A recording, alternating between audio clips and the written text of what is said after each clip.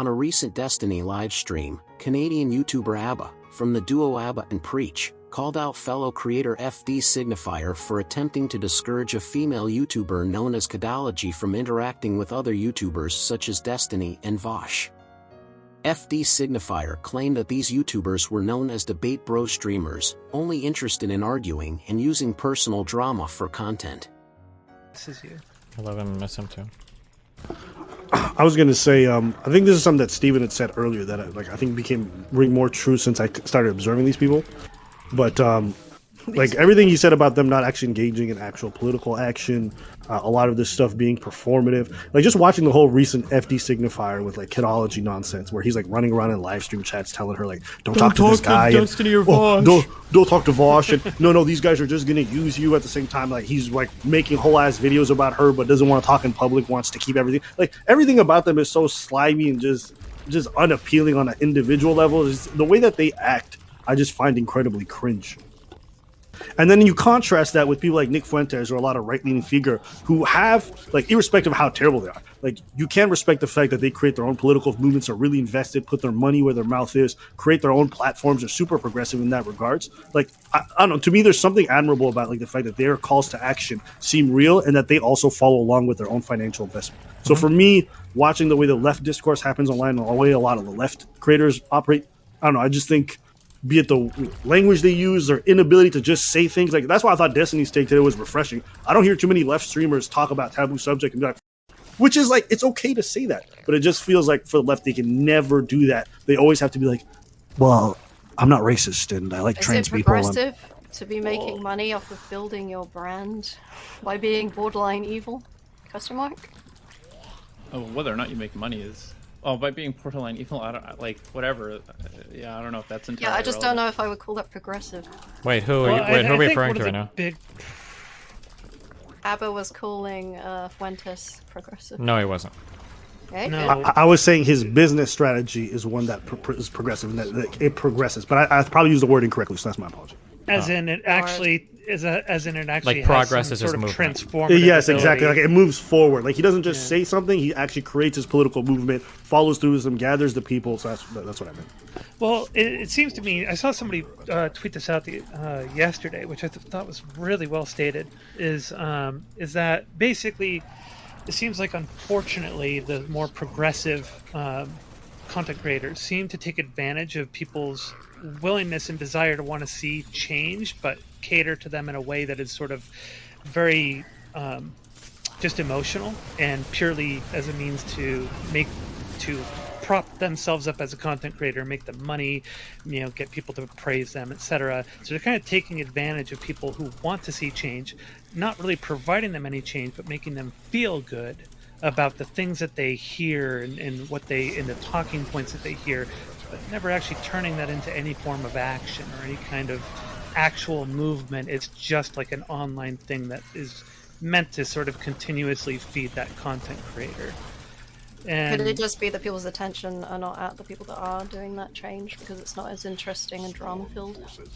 that's probably like one of the elements of it, but overall you can see the difference between a content creator that actually wants to get something done and a content creator that sort of wants to convince their people that they are the right person. I mean, the majority of content right creators are all narcissists at the end of the day. Are they really doing anything but furthering their own interests?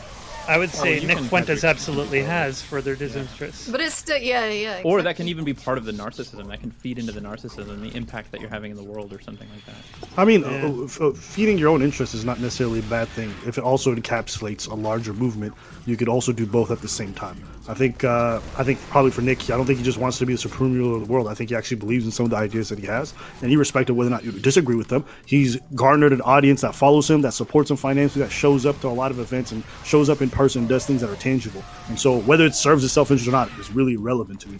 I just think what I like... in Germany, you did that as well. Well, like... Yeah, he got more done than Bernie Sanders, so... Okay. I'll also say this. I think when I look at people's political actions and then it not being like anything really tangible, I think the audience is also partially a reflection of that. Because I think audiences don't actually care that deeply how much real change happens. I think the feel-good stuff is enough for a lot of them, so they just go with that. Yeah. And like one of the things that frustrates me about a lot of the online progressive content creation and such is that a lot of it hinges on sort of like this utopian view of the world, that everything needs to get to this utopia and all the problems will be solved. But it's like this massive amount of leap that you have to do to get to the utopia, and nobody's really building the blocks to get to that point. So they're kind of like, oh, well, all of our problems stem from capitalism, so we need to, get rid of capitalism. Well, that doesn't solve the problems now, or even in the near term, or even really in the long term, because in order to dismantle capitalism, you've got so much road work to do to get to the point where you can sustain the population. So it's very I think that's cope. Based. I think that's partially cope.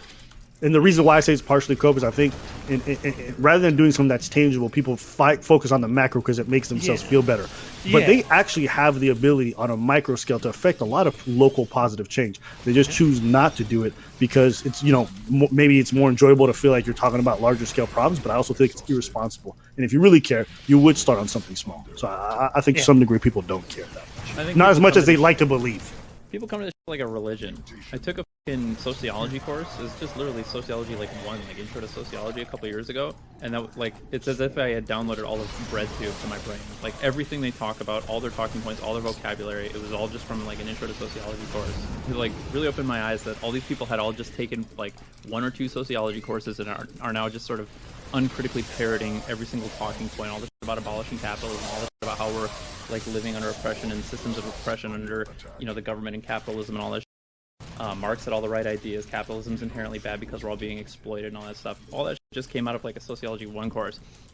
None of these people are like you said, I don't know, I agree. None of these people are they really care about any of this progress in their local watering holes or anything like that, because they're getting, it's like, have you ever met It's the conversation that we had with Darius earlier in here today, where Darius will go and talk about all the changes he wants to make in his life, but he doesn't actually do any of them, but he feels he gets all the good feelings just from talking about it. Exactly. Have you ever met a Christian who's like, I know I'm a good person because I'm a Christian, or something like that, or I'm a Christian, that's how I know I'm a good person, or something?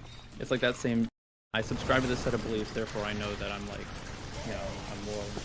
But I think even Christians know that they have to take actions in order to be in alignment with that. Be it going to church, being a lot of them actually donating, be a lot of them doing volunteer work at the church. A lot of them do really subscribe. That assumes they're not Christian in name only, and they're actually reading the Bible or going to church and having a pastor help them or whatever. Because a lot of people will just say they're a Christian, they've found, and get that psychological burden lifted from them, but then never actually go forward with doing anything in line with their religious views.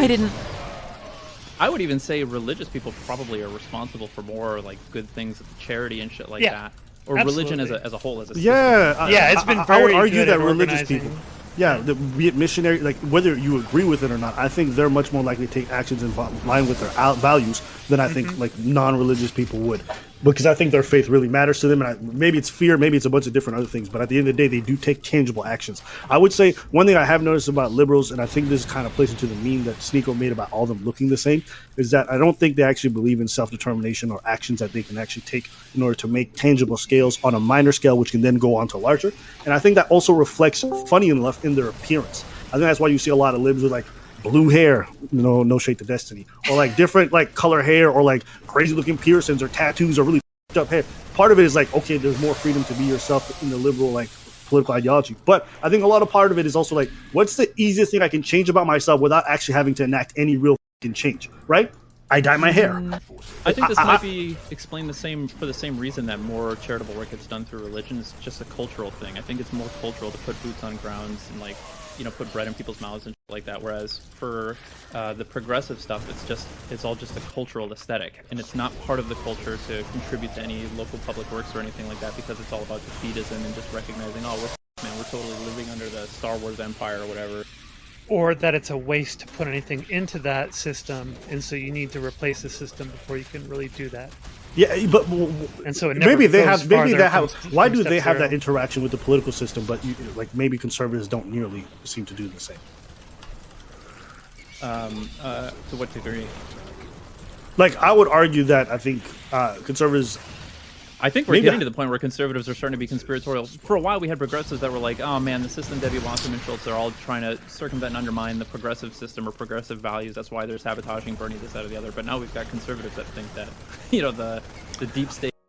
Further, FD Signifier claimed that Destiny and Vaush would use Kidology for clicks and then throw her by the wayside. ABBA was angered by FD Signifier's behavior, believing that it exemplified the fact that the online left is more interested in purity testing than in coalition building. The online left has been known for purity testing, and this can be seen in the way FD Signifier treated Kidology. Rather than encouraging her to engage with other creators and build bridges, FD Signifier attempted to discourage her from interacting with Destiny and Vaush. ABBA was upset by this because he believed that it was counterproductive and harmful to the left's goals. He also believed that the left needed to be more inclusive and less concerned with ideological purity. ABBA's criticism of FD Signifier's behavior is well-founded. The left has long struggled with factionalism and purity testing, which has led to the fracturing of various leftist movements. This tendency has also led to a focus on individualism rather than collective action. ABBA's call for coalition building and inclusivity is an important reminder that the left needs to work together if it wants to achieve its goals. ABBA's frustration with the online left is not new.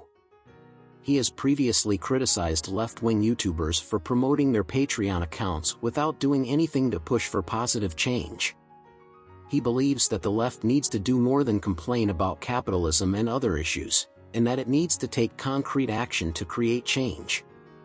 ABBA's praise for far-right individuals is likely to be controversial. However, his point is that these individuals are more bought into their beliefs than left-wing YouTubers. While he finds their beliefs abhorrent, he believes that the left can learn from their ability to organize around a cause. This is not to say that the left should adopt far-right beliefs or tactics, but rather that it should be more focused on organizing and taking action. It is important to note that ABBA's criticism of the online left is not an attack on the left's goals or beliefs. Rather, it is a call for the left to be more strategic in its approach to achieving its goals. The left needs to be more inclusive and less concerned with ideological purity if it wants to achieve real change. The criticism of FD Signifier's behavior is particularly important because it highlights the ways in which the left can inadvertently push people away from its cause. If the left is only interested in purity testing and ideological conformity, it will alienate potential allies and make it more difficult to achieve its goals. ABBA's call for coalition building is also important because it highlights the fact that the left needs to work together if it wants to achieve its goals. The left cannot afford to be fragmented and divided if it wants to create real change. Instead, it needs to be united and focused on its goals. It is also worth noting that ABBA's criticism of the online left is not unique. Others have also criticized the left for its tendency towards purity testing and factionalism. However, ABBA's criticism is particularly noteworthy because of his platform and influence. In conclusion, ABBA's criticism of FD Signifier's behavior and his call for coalition building and inclusivity are important reminders of the challenges facing the online left. The left needs to be more strategic in its approach to achieving its goals.